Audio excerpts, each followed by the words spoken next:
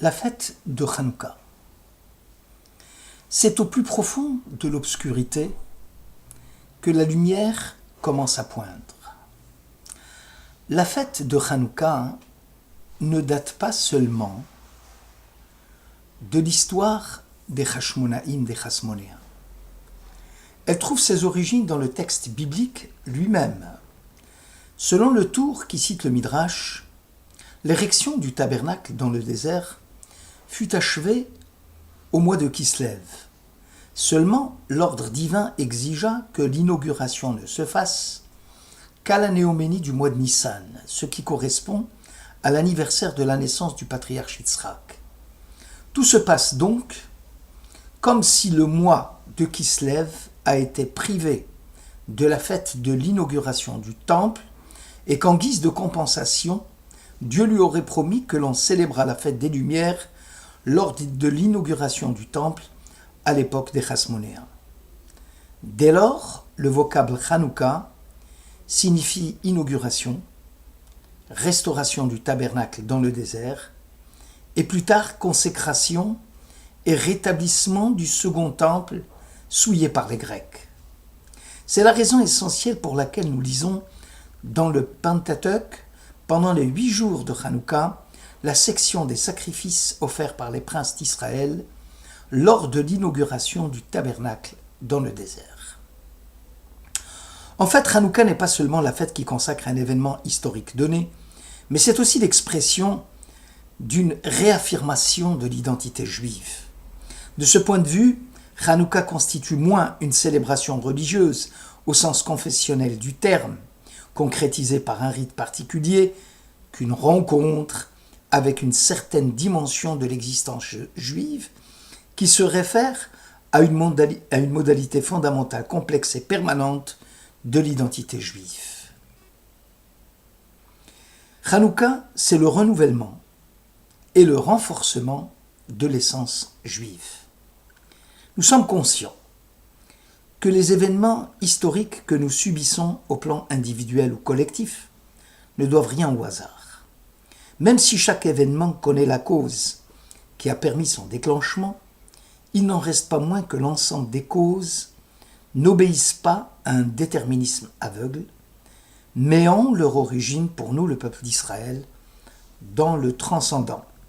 Et c'est à partir de cette dimension infinie que vont découler ces mêmes événements. Aussi faut-il prêter attention à la singularité irrévocable de l'événement qui a présidé à son institution, mais surtout à la permanence du sens que le cycle événementiel instaure. Chaque fête reproduit la structure et les articulations de l'alliance entre Dieu et Israël.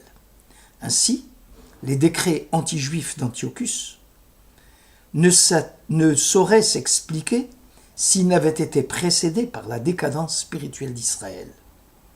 Même si Ésaü porte une haine implacable à Jacob, il ne pourrait vaincre Jacob qu'à partir du moment où Jacob se montre faible dans son alliance avec Dieu. Le Baït Hadash explique qu'Israël, confronté au monde hellénique, dont la culture et la civilisation sont essentiellement différentes de la culture juive, va voir son camp se fissurer entre les pros et les anti-helléniques. Les Hasmonéens, en chassant les Grecs du temple et en allumant le flambeau, avaient conscience qu'ils donnaient un nouvel éclat à la lumière, qu'ils élevaient l'homme juif à une autre dimension de lui-même. Les Grecs s'étaient attaqués à 3 mitzvot essentiels dans la vie cultuelle du juif. Le Shabbat, la Mila, la circoncision, et le Rosh Chodesh, la néoménie. Si les 2 premiers éléments montrent à l'évidence la distinction qui sépare les juifs des non-juifs, la néoménie constitue un cas à part. Chodesh, Chadash, le renouvellement, la prise de conscience qui arrache l'homme à la pure contemplation d'une vision naturelle et mécanique du monde, et qui restait une pierre d'achoppement entre Israël et les Grecs. Pour les Juifs, le monde des phénomènes doit advenir en vue de la réalisation d'un monde humain dynamique où le Devar Hashem, la parole de Dieu, pénètre l'existence et inaugure une histoire auquel l'homme collabora. C'est sur le signe renouvelé de l'alliance avec Dieu, c'est en luttant contre la somnolence de la routine que le sens de la mitzvah de Hanouka prendra son sens plénier. Au-delà de la pratique d'un acte rituel, c'est la responsabilité pour la réussite d'un projet de Dieu dans l'œuvre de la création. Le miracle de Hanouka est aussi lié au renouvellement. Un grand nombre de personnes pensent naïvement qu'un miracle ne se produit qu'occasionnellement. Pour eux, le miracle, c'est un fait extraordinaire où l'on reconnaît l'intervention divine faute d'explication rationnelle, alors que tous les autres phénomènes que nous rencontrons tous les jours relèveraient du monde naturel. Le juif croyant pense au contraire que tout ce qui se produit ici-bas relève du miracle et que seule la volonté de Dieu maintient le monde en existence. Ce que nous considérons en tant que juifs comme miracle, c'est uniquement un phénomène qui n'est pas encore courant à nos yeux et auquel nous ne sommes pas encore habitués. Sitôt qu'il tombe dans le domaine de l'habitude, il cessera d'être un miracle. Le judaïsme soutient que l'intervention divine miraculeuse doit surtout éveiller notre conscience pour comprendre que la nature, c'est le miracle, et le miracle, c'est la nature. C'est l'objet même de la confrontation entre les Juifs et les Grecs. Pour ces derniers, la sagesse ne doit s'intéresser qu'à l'ordre immanent du cosmos, aux lois naturelles qui régissent les mondes phénoménales, alors que pour le Juif, il y a une règle qui oriente ce monde vers un autre ordre, qui en prépare le dépassement vers l'infini. Israël, parmi les nations, porte en lui le projet de Dieu par sa relation particulière qui le lie au divin. La trace du divin dans le réel, comme la présence de l'abstrait dans le concret, se retrouve pour les Juifs à tous les niveaux. L'un des grands maîtres de la Renaissance, le Maharal de Prague, parlant du miracle de Hanouka, écrit que le chiffre 7 rappelle les 7 jours de la création, celui du monde et de la nature, celui du réel qui s'impose à l'homme, alors que le chiffre 8 est caractéristique de tout ce qui dépasse la nature. Ainsi, la Torah, de la racine aura, lumière divine, propose de relier tous les phénomènes au divin, d'éclairer tous les événements dans leur relation avec le transcendant. La Torah ne saurait être captée par des moyens relevant de l'ordre cosmique, ni déduite selon des principes rationnels de l'immanence. On comprend alors le choc inévitable entre la sagesse grecque de la recherche de l'essence des choses à partir du donné et celle de la sagesse juive relevant de l'expérience de l'alliance du Sinaï.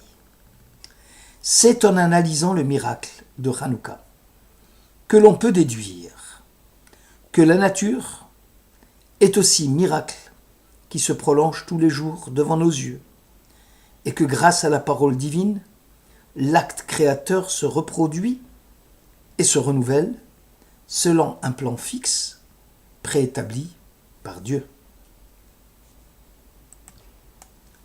Toutefois, il y a un danger. C'est le danger constitué par la routine. Le Yetzer Hara, le mauvais penchant, utilise une stratégie sournoise et sophistiquée pour faire trébucher le croyant, disent nos sages. Souvent, il dresse des embûches insurmontables devant le fidèle. D'autres fois, il laisse l'homme accomplir la mitzvah, mais retire de celle-ci la kavana, l'intention nécessaire à l'accomplissement divin, privilégiant ainsi l'accoutumance à un rite qui vide la mitzvah de sa substance. Nos sages rappellent que les patriarches avaient tous creusé des puits pour abreuver toutes les générations à venir. Ici, le puits de sagesse vivante de l'enseignement monothéiste, alors que les Philistins, au temps d'Yitzhak, les avaient obstrués, car ils ne pouvaient supporter la sainteté et la lumière qui émanaient de la Torah. Rabbeinu Bonam de Psyché va plus loin. Il précise que les Philistins laissaient les puits ouverts, mais les remplissaient par le sable. Le sable, c'est la routine, c'est l'habitude mécanique d'agir et de penser. Et cela aussi s'appelle l'obstruction des puits. Aucun domaine, au niveau spirituel comme au niveau matériel, n'échappe à l'action parasitaire de l'habitude. La répétition mécanique de l'acte rituel à l'esprit routinier dans la ferveur, voilà ce qui tue la kavana, l'intention. La direction que l'esprit impose à l'accomplissement d'un acte particulier, le fait que l'on soit conscient de ce que l'on fait, de prêter attention à Dieu et de diriger notre cœur vers le Père qui est dans les cieux. L'évocation du miracle de Hanouka, justement, a pour objectif de constituer un moyen efficace pour aider l'homme à ne pas sombrer dans le train-train quotidien. Le teva, en hébreu la nature, a la même racine que tevia, qui veut dire en hébreu la noyade, ici dans le sens de l'assimilation, de l'assoupissement d'essence par esprit mécanique, alors que le nes, le miracle, ou encore le fanion, comme symbole d'élévation, celui qui permet à la mitzvah d'être accomplie en prenant conscience de réaliser ce que Dieu nous a ordonné de faire et en faisant jaillir le divin dans nos actes. Nos sages estimaient que la sagesse grecque, tournée vers la nature, était une science intéressante, mais ajoutaient que la Torah est la science du dépassement de la nature. D'ailleurs, le symbole de la bougie et de son allumage pendant les 8 jours est le signe du dépassement du naturel, le 8, qui dépasse les 7 jours de la création, et rejoint parfaitement le symbolisme de la lumière qui se fraye son chemin à travers l'opacité du monde matériel. La date du 25 Kislev correspond au solstice d'hiver, à l'époque où les nuits sont les plus longues, car c'est au plus profond de l'abîme de l'obscurité que la lumière commence de nouveau à poindre. C'est à cette date que le miracle de lumière s'était produit en faveur de ceux qui se voulaient être les porteurs de la lumière et qui vont soutenir l'éclat de la Torah dans le monde.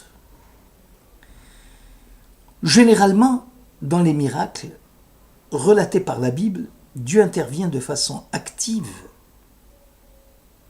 Ici, la providence divine ne va pas se manifester dans le domaine politique ou militaire. Elle n'intervient pas pour sauver la nation, mais elle intervient pour que les prêtres poursuivent leur service au temple. Le miracle de Hanouka porte sur la continuité de la providence pour tout ce qui est et ce qui concerne l'aspect rituel de l'alliance.